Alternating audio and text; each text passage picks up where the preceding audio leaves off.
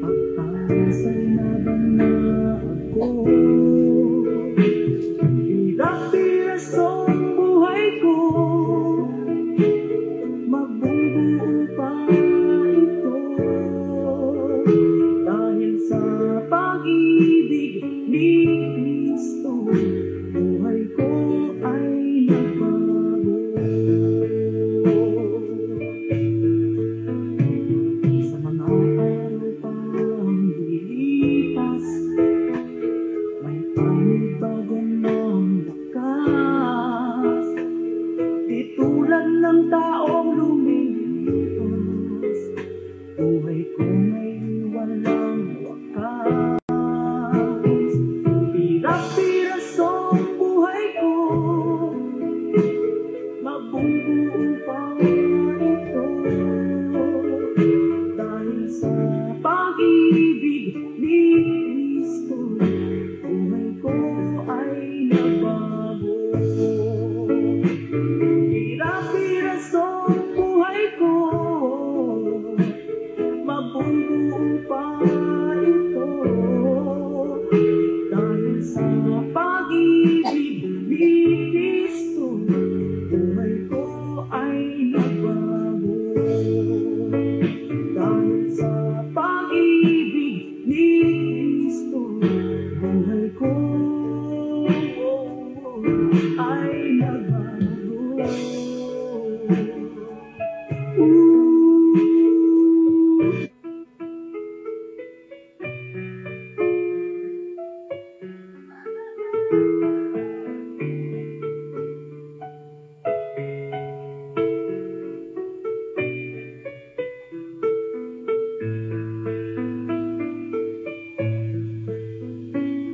Maraming taon na ang lumipas, parang dahon na nalalagas.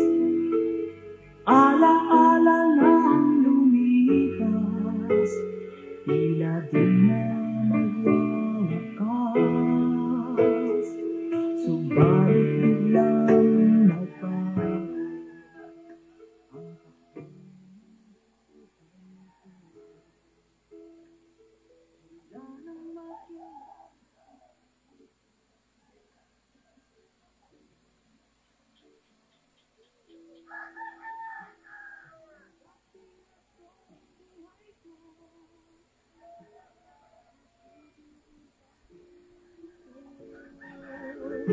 Dahil sa pag-ibig ni Kristo, ay nagbago. Sa mga araw pang lilipas, may panibago ng wakas. Di tulad ng taong lumilipas, buhay ko may walang wakas. Purihin ang pangalan ng ating Panginoong Jesucristo, mga kapatid at mga kaibigan.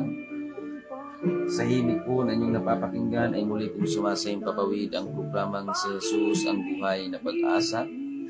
Sa pangalan po ng ating pong pastor, Pastor Andy Rosari, ito po ang inyong lingkod, Pastor Alfred Generalo ng United Pentecostal Church Matnog, na inyo pong makakapili ngayon sa pag-aaral ng salita ng ating Panginoon.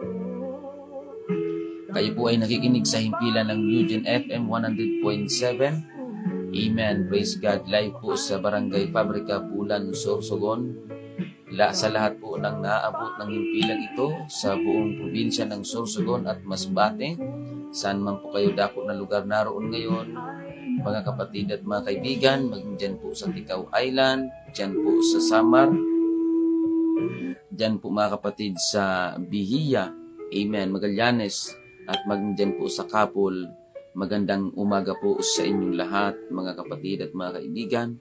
Nawa kayong lahat po ay nasa mabuting kalagayan ngayon sa pangalan ng ating pong Panginoong Jesucristo. Pagbati po sa lahat ng ating pong mga tagapakinig, sa lahat ng mga sumusubaybay, sa lahat ng mga nanonood Facebook Live, sa lahat ng mga nakikinig sa kanilang mga radio. Good morning po sa inyong lahat. At binabati din natin ang ating pong mga listeners dyan sa coastal areas na sakop ng Bulan, dyan po sa Barangay Aguinaldo. Amen. At sa iba pang mga coastal areas na sakop ng Bulan, magandang umaga po sa inyong lahat. At maging sa mga coastal areas na sakop ng Matnog, Santa Magdalena, magandang umaga po sa inyong lahat mga kapatid at mga kaibigan. Amen. Ito po ang lingkod, Pastor Alfred Dinaralo, mga kapatid, ang akin pong contact number. Kung kayo po ay mayroong mga katanungan, kung kayo po ay mayroong mga prayer request, tawagan nyo lamang po ako o di kaya i-text sa CP number 0967-364-7164. 0967-364-7164. Yan po ang aking contact number mga kapatid. At kung kayo po ay may mga nais na ating pong pag-aralan, tawagan nyo lamang po ako o di kaya i-text mga kapatid. Praise God. At malugod po natin ipaglilingkod sa inyo ang mga salita ng ating pong Panginoon. Ngayon po ay araw ng Sabado. Meron po tayong schedule ng pagsamba. Amen. At patuloy nating ipinapaanyaya ang schedule ng pagsamba tuwing Sabado, alas 6:30 dyan po sa UPC Magsaysay Bulan. At alas 8 naman po ay dyan po sa Iquirino, UPC Iquirino Bulan. Ang schedule ng pagsamba tuwing araw ng Sabado. At pag-araw naman po ng Linggo, dyan po sa Santa Remedios, sa tapat po ng Bulan Gymnasium ang church location. Alas 7 po ng umaga ang ating schedule ng pagsamba dyan sa Santa Remedios mga kapatid. At patuloy nating ipinapaanyaya sa lahat ng ating pong mga kababayan, sa lahat ng mga nakikinig, sa lahat ng mga sumusubaybay. Amen. At kung kayo naman po ay taga-Matnog, amen, patuloy din po nating ipinapaanyaya ang ating pong schedule ng pagsamba tuwing araw ng Linggo, alas 8 ng umaga, dito po sa Matnog. Sa boundary lamang po ng Manumlad at Gadgaron ang ating pong church location. Amen. Purok 7, Barangay Gadgaron. Mga kapatid, malapit po sa boundary or boundary mismo ng Manumlad at Gadgaron ang ating church location, mga kapatid, alas 8 ng umaga. Binabati po natin lahat ng mga na sumusubaybay sa Facebook Live. Amen. Sister Rebecca Montemor, good morning. Pagpalain po kayo ng Panginoon. And Brother Andy Orozco, good morning din po. Pagpalain po kayo ng Panginoon. Maging kay Sister Lani Julian, amen. Pagpalain po kayo ng ating Panginoon. Salamat po sa inyong pagsubaybay mga kapatid. Praise God at patuloy nating damhin ang pagkilos ng ating Panginoon. Praise God. Brother Marvin Santos, good morning. Amen. Sister Beth Angeles, good morning po. And Sister Myrna Ninang Philly, good morning. Praise God. Pagpalain po kayong lahat ng ating Panginoon. Sister April Santos, good morning din po. Pagpalain po kayo ng ating Panginoong Yesu Kristo, mga kapatid. Praise God. So, tayo po ay tuloy-tuloy na sa ating pong programang si Jesus ang buhay na pag-asa. Mga kapatid, sa lahat ng ating mga kapatiran, dyan po sa UPC Bulan, magandang umaga po sa inyong lahat. Mga kapatiran natin dyan sa Barangay Aquino, amen, good morning. Pagpalain po kayo ng Panginoon. At ang mga kapatiran natin dyan sa Santa Remedios, good morning din po. Praise God. Maging ang mga kapatiran natin dyan sa Barangay Lahong, good morning. Sina Sister Laura Gumban, Brother Edmond, good morning. And also sa lahat ng mga kapatiran natin dyan sa Barangay Zone 2, ang Baguio family, good morning. Amen. Ang Madrona family, praise God. And also sa lahat ng ating mga kapatiran dyan sa Zone 3, good morning. Palain kayo ng ating pong Panginoon. At maging ang mga kapatiran natin, dyan po sa Zone 5, good morning po. Maging dyan sa Zone 7, dyan sa JP Laurel, good morning. Pagpalain po kayong lahat ng ating Panginoong Jesucristo. Dyan po sa San Vicente, lahat po ng mga kapatiran natin dyan, magandang umaga po sa inyong lahat. Sa lahat ng ating mga kapatiran, magpatuloy lamang tayo sa paglilingkod sa Diyos. Mga kapatid, hanggat tayo ay malakas pa, magpatuloy tayo sa paglilingkod. Amen. At binabati din natin ang ating mga kapatiran dyan sa Manurabi Church. Amen. Praise God. Mamaya po meron tayong schedule ng pagsamba dyan sa Manurabi, alas 9 ng umaga. Pupunta po ang inyong pastor dyan. Amen. Pupunta po ako dyan. Alas 9 ng umaga ang ating schedule ng pagsamba. At ang mga kapatiran natin dito sa sentro ng Matno, good morning. Praise God sa mga bagong baptize. Amen. Magpatuloy lamang po kayo sa paglilingkod at sa pagpapalago at sa paglago sa kaalaman at sa karanasan sa ating Panginoong Jesucristo. Praise the Lord. Amen. At sa pagkakataong ito, tayo ay magpapatuloy sa pag-aaral ng salita ng Diyos na kung saan ito ang sentro ng ating pong programa, ang pangangaral ng salita ng ating Panginoon. Amen. Ngunit bago po yan mga kapatid, hilingin po natin sa Panginoon ang kanyang gabay at patnubay sa ating pong pagtatalakay mga kapatid. Simulan natin sa ating pananalangin. Good morning, Sister Miguel Mira. Amen. Praise God. Diyan po sa Italy, pagpalain ka po ng Panginoon. Maging kay na Pastora Paz. Good morning. Amen. At sa lahat ng mga kapatiran dyan sa Israel. Praise God. UPC Israel. Lahat ng mga kapatiran po natin dyan, mga Pilipino. Pagpalain po kayo lahat ng Panginoon. At kahapon ay matagumpay. Gayon din naman kayo, maliban na kayo'y manatili sa akin. Ako ang puno ng ubas, kayo ang mga sanga. Ang nananatili sa akin at ako'y sa kanya, ay siyang nagbubunga ng marami, sapagat kung kayo'y hiwalay sa akin, ay wala kayong magagawa. Kung kayo'y magsipanatili, amen, praise God. Kung ang sino man ay hindi manatili sa akin, ay siya'y matatapong katulad ng sanga at matutuyo at mga titipunin at mga iahagi sa apoy at mga susunog. Kung kayo'y magsipanatili sa akin at ang mga salita ko ay magsipanatili sa inyo, kaya ang totoong mananampalataya ay dapat at ang Panginoong Jesucristo ay puno. Kapag ang isang mananampalataya ay nakakabit, mga kapatid, ang kanyang pundasyon ay si Kristo, mga kapatid, dapat ang nakikita sa kanya ay ang Panginoong Jesucristo. Ang pagiging Kristiyano na walang bisyo, walang mga kalayawan, mga kapatid, separated dito sa mundo. Mga kapatid, amen.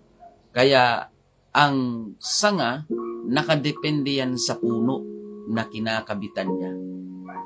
Mga kapatid, yung nutrisyon, sa puno yun manggagaling. Papunta doon sa sanga.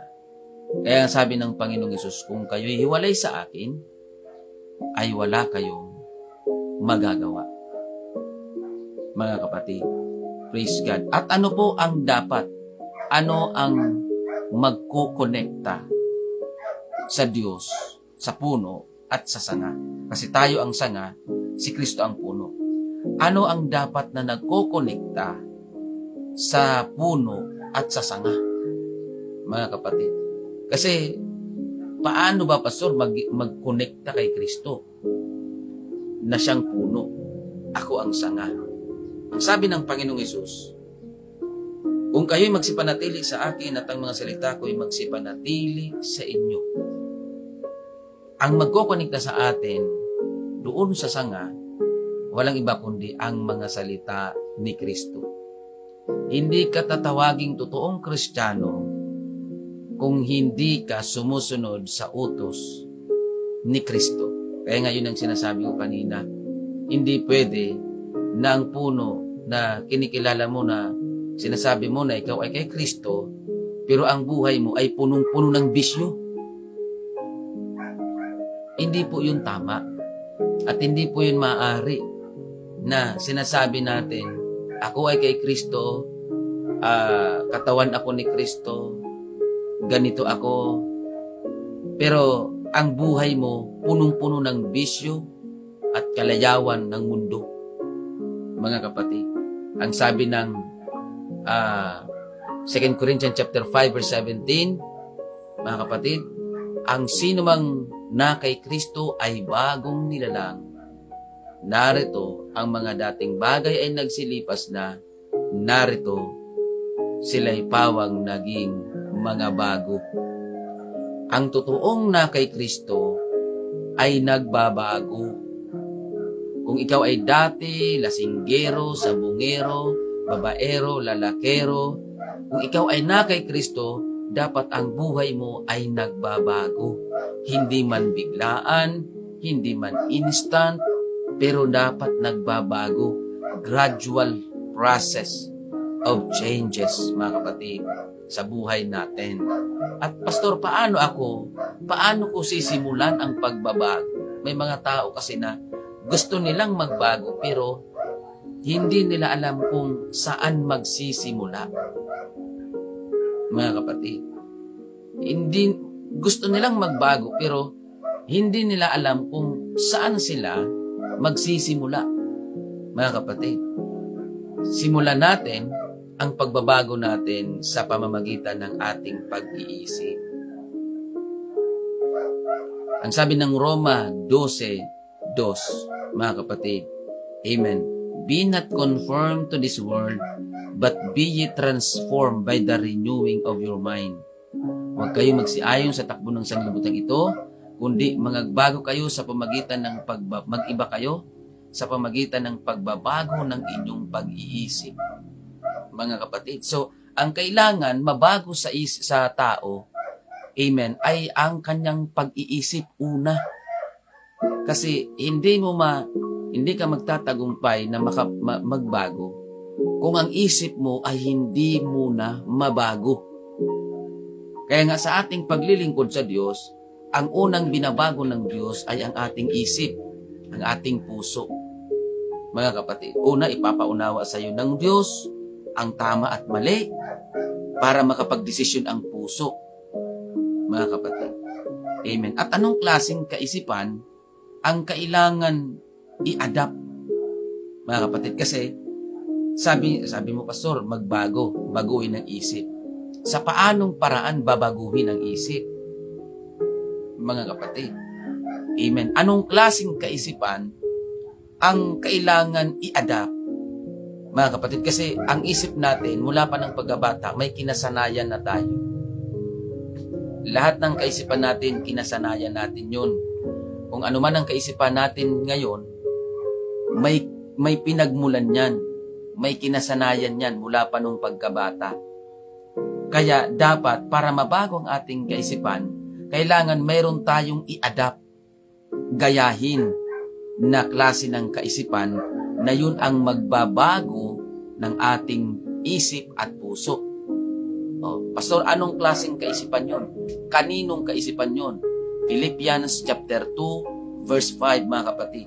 Ang sabi doon ni Apostol Pablo, magkaroon naman kayo ng pag-iisip na ito ay at magagawa lamang natin yan, mga kapatid, kung aaminin natin at magpapakumbaba tayo sa Diyos at aaminin natin, Panginoon, may kailangan baguhin sa akin. Kasi may mga tao na gusto magbago, pero hindi sila naniniwala na may kailangan baguhin sa kanila.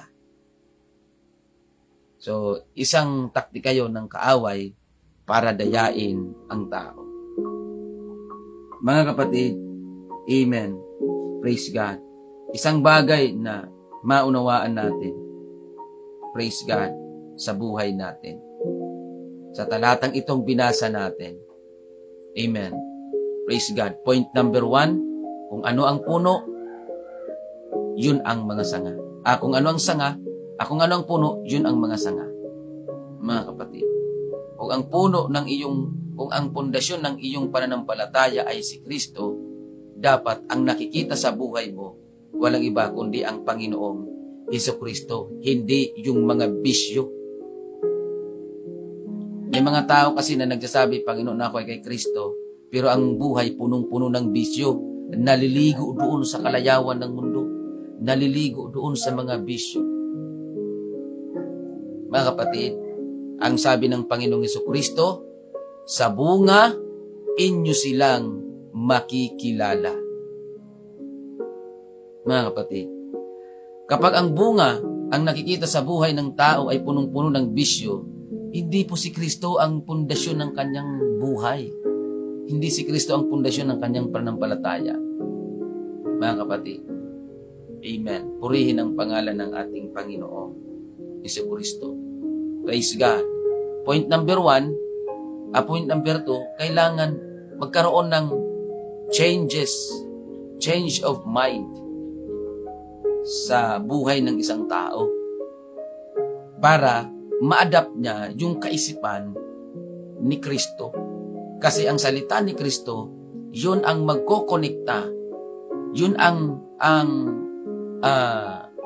magkokonekta na sa atin at sa ating Panginoong Hesukristo. Dapat manatili sa atin ang mga salita ng ating Panginoong Hesukristo. Mga kapatid at mga kaibigan, purihin ang pangalan ng ating Panginoong Hesukristo. Karamihan sa buhay natin, karamihan sa mga tao, mga kapatid, nadadaya sila at nagkakaroon ng mga rimalaso sa buhay dahil mali ang pundasyon at mali ang mga disposisyon sa buhay. Sa buhay natin, mga kapatid, gawin nating pundasyon at sentro ng ating pananampalataya ang ating Panginoong Hesukristo. Mga kapatid, gawin nating sentro. Kaya masdan niyo po yung mga tao na hindi si Kristo ang pundasyon. Kung ano ang gusto nilang gawin, yun ang kanilang gagawin. Kung ano ang maisip nilang gawin, mga kapatid, amen, na hindi pinifilterize yung kanilang desisyon, basta lang gagawa ng desisyon. Mga kapatid, ng basta-basta. Kailangan natin ang salita ng Panginoon. Kailangan natin gawing pundasyon ang Panginoong Hesukristo dahil siya po ang may kapasidad para tayo ingatan at para tayo ay gabayan sa atin pong buhay bilang mananampalataya ng ating Panginoong Hesukristo. Proverbs chapter 10 verse 17, nasa daan ng buhay siyang nakikinig ng saway, ngunit siyang nagpapabaya ng saway ay nagkakamali. Yung mga tao na ayaw na sinasaway sila yung madalas na nagkakamali. Mga kapatid. Pero yung tao na nakikinig ng saway, mga kapatid, ang kanilang daan ay patungo sa buhay. Ibig sabihin, may kapayapaan, may mabuting na idudulot, at mas gumaganda ang takbo ng kanilang buhay. Pero yung mga tao na ayaw sumunod, ayaw magpasuway, mga kapatid, ayaw nila na sila ay sinasaway. Kaya masdan nyo po yung mga tao na ayaw nila na sinasaway sila. Sa dulo, palpak talaga buhay. Kaya yung mga kabataan na ayaw sumunod sa magulang, palpak ang buhay. Mga kapatid. Yung mga Kristiyano naman na ayaw sumunod sa Diyos, ayaw sumunod sa payo ng pastor na nangangalaga sa kanila, nagiging palpak din ang buhay. So, paano ko nasabi yon? Naranasan ko kasi yun eh.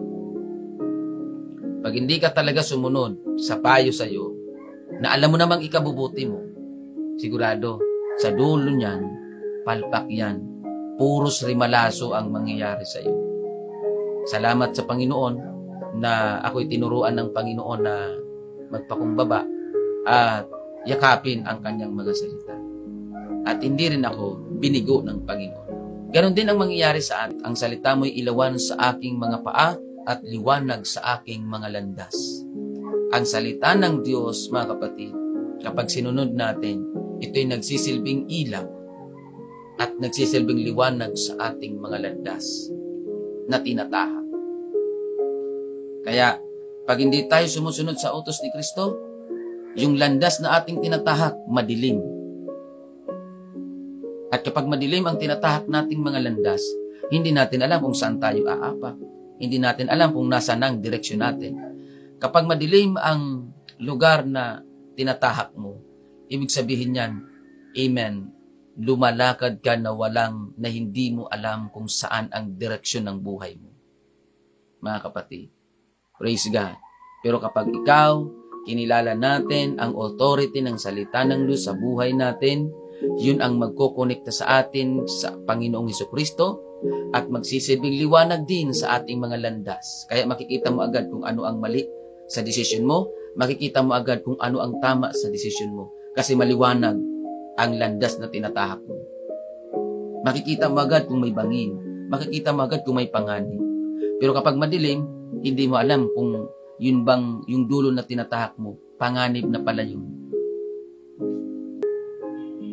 Sapagat ang utos ay tangla spirit of obedience, mga kapatid, sa iyong mga salita upang kami ay patuloy na maging connected sa iyo, sa puno, Panginoon, at kami ay maging mamunga.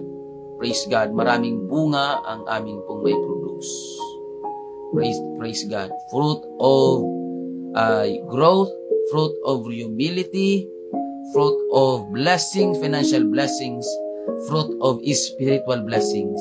Thank you very much, Lord. Bless mo po ang aming mga tagapakinig. Purihin ka. In Jesus' name. I declare healing sa may mga karamdaman. I declare peace sa mga nagugulumihanan. I declare hope sa mga nawawalan ng pag-asa. Sa kanilang buhay, Panginoon, ay pagkaloob. In Jesus' name we pray. Amen. Mga kapatid, maraming salamat po sa inyong pagsubaybay. Salamat po sa lahat ng mga nakinig, sa lahat ng mga nanood. Maraming salamat po sa inyo. Brother Philip Unasan, good morning, Brother Philip. Pagpalain ka po ng Panginoon at ang inyong buong pamilya. Sister Nancy Dangla, good morning. Pagpalain po kayo ng ating pong Panginoong Hesukristo, mga kapatid. At batiin na rin po natin, mga kapatid. Amen. Praise God ang atin pong mga praise God Facebook Live viewers ng New Gen FM Facebook page. Praise God. Amen. Good morning. Thank you so much for watching. Brother Bernardo Sidugen. Praise God. Sister Angelita Ligoro. Good morning. Sister Marlene Gulyoso. Good morning po. Pagpalain kayo ng ating Panginoon sa lahat ng mga nakinig at sa lahat ng mga nanood. Ninang Ofi Fulo, good morning po. Praise God. Pagpalain kayo ng ating Panginoon. At sa lahat ng mga Sister Merna, good morning. Sister Beth Angeles, good morning. Praise God. Pagpalain po kayo ng ating Panginoong Hesukristo. At salamat po sa inyong pakikinig. Maging kay Paring Box and Brother Vincent sa atin pong technical side. Pagpalain dyan po sa station. Maraming salamat po sa inyo. Pagpalain po kayo ng ating Panginoon. At sa lahat ng mga nakinig ngayon, sa lahat ng mga kapatiran, dyan sa bulan, good morning. Pagpalain kayo ng ating Panginoon. Jack Gracilia, good morning. Pagpalain kayo ng Panginoon.